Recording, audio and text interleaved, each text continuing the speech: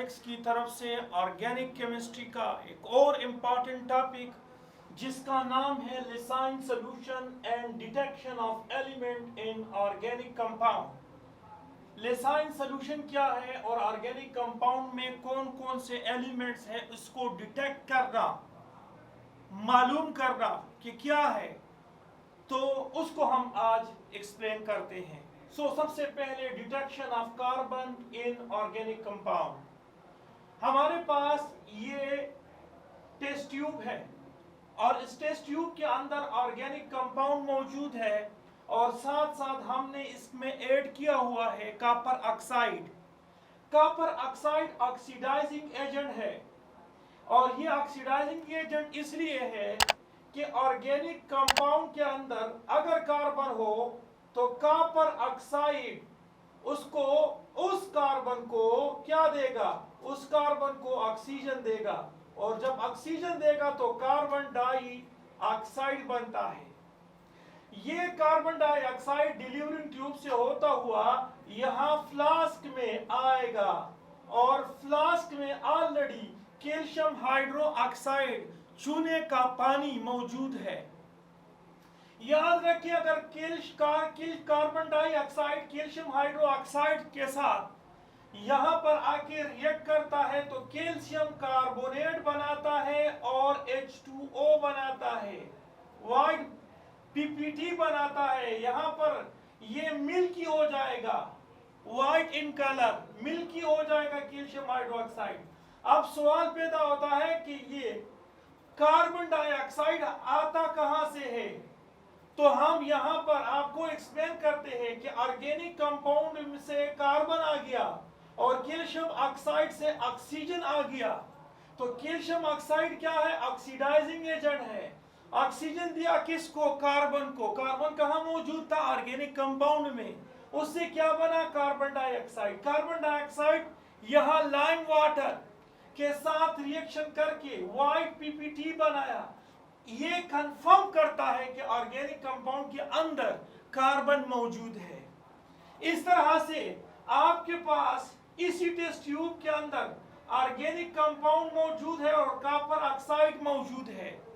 तो अगर organic compound के अंदर हाइड्रोजन है और कॉपर ऑक्साइड उसको ऑक्सीजन देता है, ये ऑक्सीडाइजिंग एजेंट के तौर पे काम करता है, तो ये ऑक्सीजन इस हाइड्रोजन के साथ रिएक्शन करके वाटर्स को बनाएगा और ये वाटर डिलीवरिंग ट्यूब से होता हुआ कॉपर सल्फेट जो कि व्हाइट इन कलर होता है, और व्हाइट जो है वो कलर नहीं होता है, कलर सिर्फ 7 होते हैं, ना ब्लैक कलर होता है ना व्हाइट कलर होता है, तो ये कलरलेस कंसीडर किया जाता है। अब जब ये कलरलेस है, अब इसके साथ अगर वाटर रिएक्ट करता है तो कॉपर सल्फेट बनाता है और ये ब्लू इन कलर हो जाता है, पेंटाहाइड्रेटेड कॉपर सल्फेट बन जाता है। इससे कंफर्म हो गया कि ये वाटर कहां से आ गया। वाटर यूं बना कि ऑर्गेनिक कंपाउंड से हाइड्रोजन आया और कॉपर ऑक्साइड से ऑक्सीजन आके इसने हाइड्रोजन के साथ रिएक्शन किए करके वाटर बनाया और ये वाटर इनहाइड्रस कॉपर सल्फेट जो कि कलरलेस है उसके साथ रिएक्शन करके पेंटाहाइड्रेटेड कॉपर सल्फेट बनाया जो कि ब्लू इन कलर है। और यहाँ ये कंफर्म करता है कि ऑर्गेनिक कंपाउंड के अंदर हाइड्रोजन मौजूद है।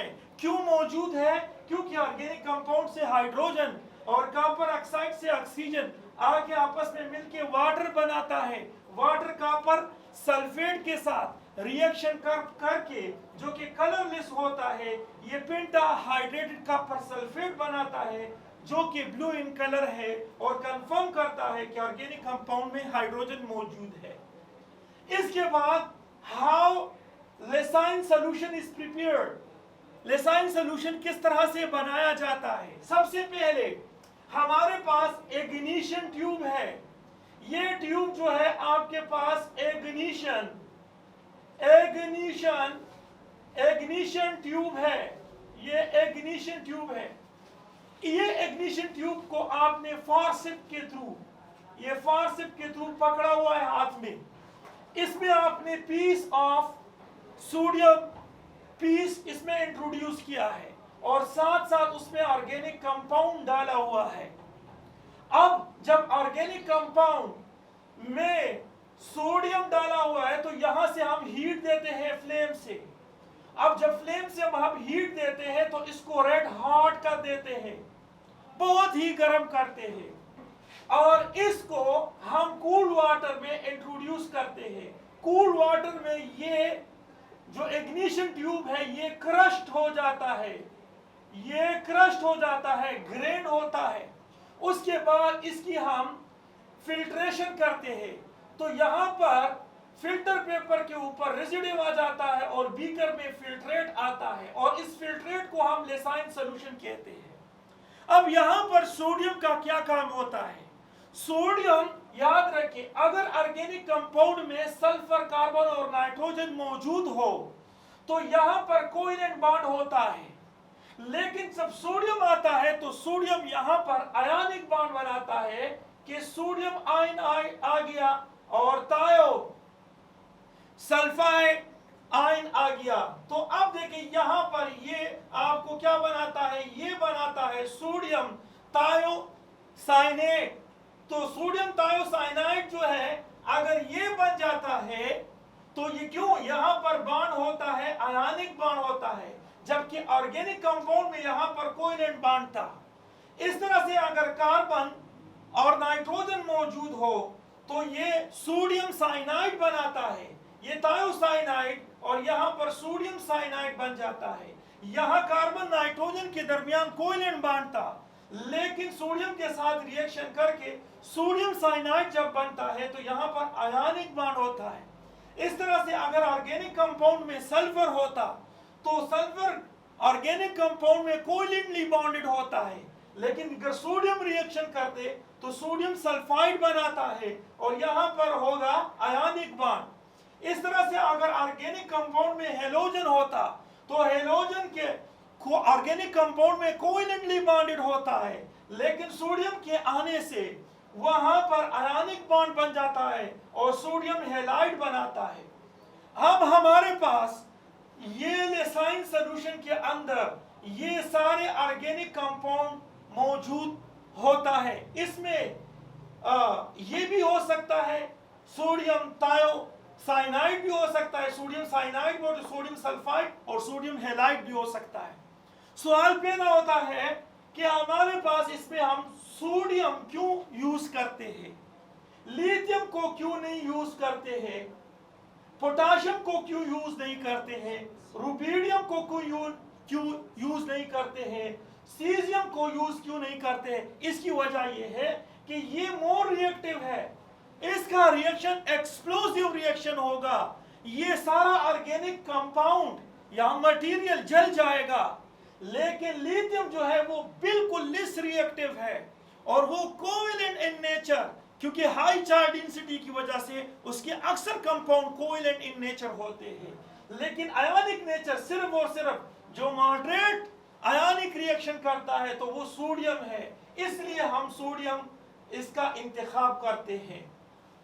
अब हम डिटेक्ट करता है नाइट्रोजन को, किस में? लेसाइन सॉल्यूशन में डिटेक्ट करता है नाइट्रोजन को लेसाइन सॉल्यूशन में। लेसाइन सॉल्यूशन कहां से आ गया है? जब ऑर्गेनिक कंपाउंड को आपने सोडियम के साथ ट्रीट किया तब आपके पास आ गया क्या? लेसाइन सॉल्यूशन। तो आप 2 ml लेसाइन सॉल्यूशन ले ले, उसमें फ्यू ड्रॉप्स आप सोडियम हाइड्रोक्साइड डाल दे, उसमें ऐड कर दे फेरस सल्फेट सॉल्यूशन, फिर बॉयल एंड कूल कर दे।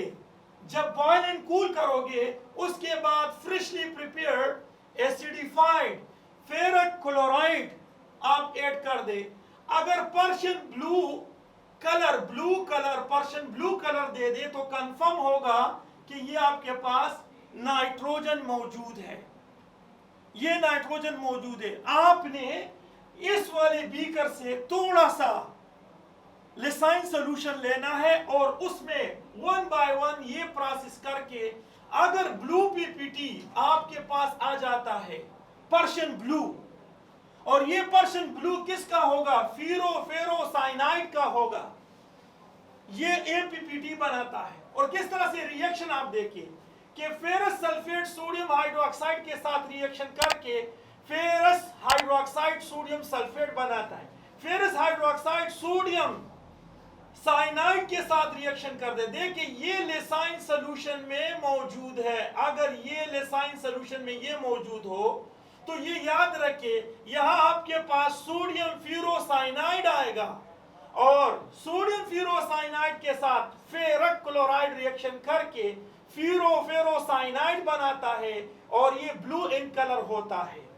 लेकिन अगर आपके पास यहां पर कार्बन साइनो की जगह थायोसाइनाइड ग्रुप मौजूद हो, तो अगर ये आपके पास थायोसाइनाइड ग्रुप मौजूद हो, ये वाला गौर से देखें, ये थायोसाइनाइड ग्रुप मौजूद हो तो इसका कलर आपके पास आएगा ब्लड की तरह, रेड ब्लड की तरह कलर होगा।